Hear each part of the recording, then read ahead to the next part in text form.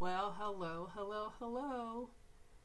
I have been thinking of different ways to use materials, and today we're going to use markers to paint this owl.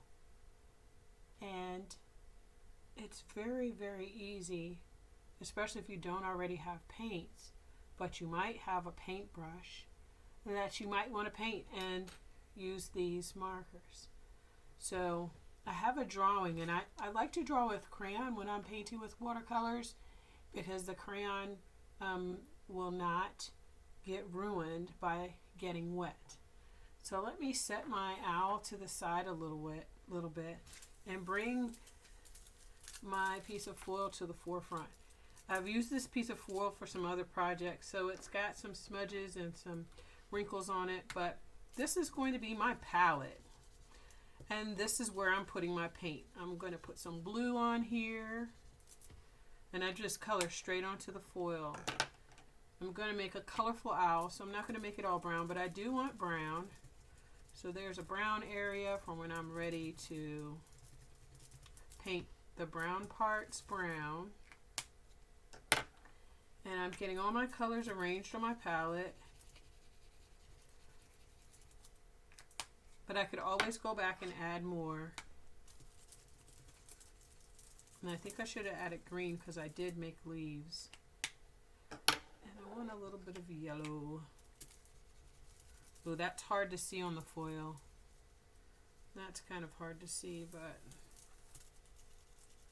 it's there. And I'm going to grab some green and go ahead and add that. And that's basically what I'm going to start with for now. And like I said, if I need more, I'm going to go back later and add some. Okay, so markers to the side. My painting palette, I'm going to put it above my painting. I also have a couple of different brushes.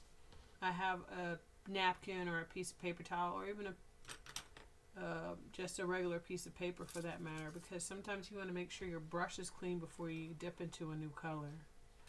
So a scrap piece of paper, if you don't have paper towels, you can just wipe your brush to make sure that you got all the paint off from the last time you used. I'm going to go with the red brush first. I have also saved one of these fruit cup bowls, which is perfect just to hold just a tiny bit of water. You don't need a lot of water for this. And I like this because it has those bumps and ridges on the bottom, and it doesn't topple over as easily as something else might. So I wet my brush, and I get some of the paint from the marker. So I'm going to get some of this green. Let me turn my paper so you can see these leaves that I'm going to paint. And I just paint them in. And if you'll notice with the crayon, the paint just pushes away from the crayon and doesn't even cover it up. And that's called a wax resist. There is wax in crayons that pushes away from water or anything else that's wet. I'm going to wet my brush some more so I can make sure I get a lot of green on my brush and finish with this part. I also think I want the pupils of his eyes to be green. Its eyes to be green. I don't want to call this a boy or a girl yet. I love painting, and I know that you guys do too. It's a very relaxing thing to do. Concentrate and stay inside the lines.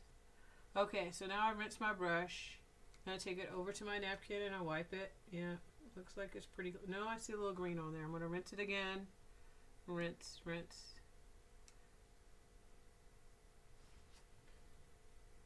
There we go. The next color is going to be brown. Brown for the branch. And you take your time. Go along. I'm going to switch from this small brush because sometimes painting with a small brush seems like it takes forever. And for me, I like to paint small areas with the small brush and large areas with a larger brush. So now that this is moving along, now once I get around these feet of the owl and around those claws, and I've done a neat job of that, I'm going to switch to a bigger brush. Guess what, guys? This really looks like watercolor paint. How about that? I'm just going to leave this sitting on my napkin and switch to the larger brush. The larger brush is going to hold more water and therefore hold more paint. My palette is perfect. This is perfect.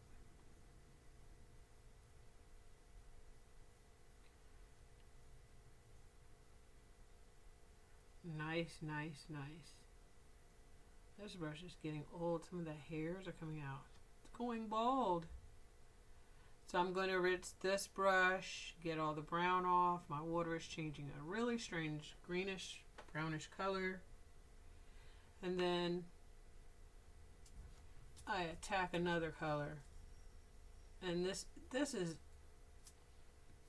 for the belly. This red looks a little pink, but I'm fine with that. It's very light. You know how to make it darker? Add more red. But I'm okay with it being pink. This has been amazing. So far, everything is all falling into place. I'm going to add blue for the body. Usually owls are nocturnal animals. They're nocturnal creatures. So if I were to finish this picture, I definitely wouldn't put a sun in the sky because you just wouldn't see an owl when the sun is out normally. I really don't think so. Unless you see it at a zoo or something in captivity. But usually in the wild they stay out of sight. They're nocturnal. Nocturnal means they hang out at nighttime. They come out to hunt at nighttime and they have great night vision. Rinse my brush. I'm going to blot it on my napkin to get all that color off. And where's the orange? Yes, I'm going to get some of this orange and do the beak and feet. This is working out amazingly well. I think it's about time for me to rest my paintbrush and allow you a chance to go ahead and do one of your own. Make one of your own. So find some water-based markers.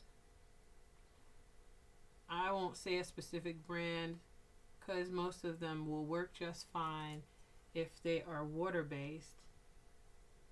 Find your markers, a piece of foil, a tiny cup, and a paintbrush, and make some magic of your own. I'm really excited to finish this. I'll finish it and share a picture later. But until then, remember, it's always fun to create cool stuff.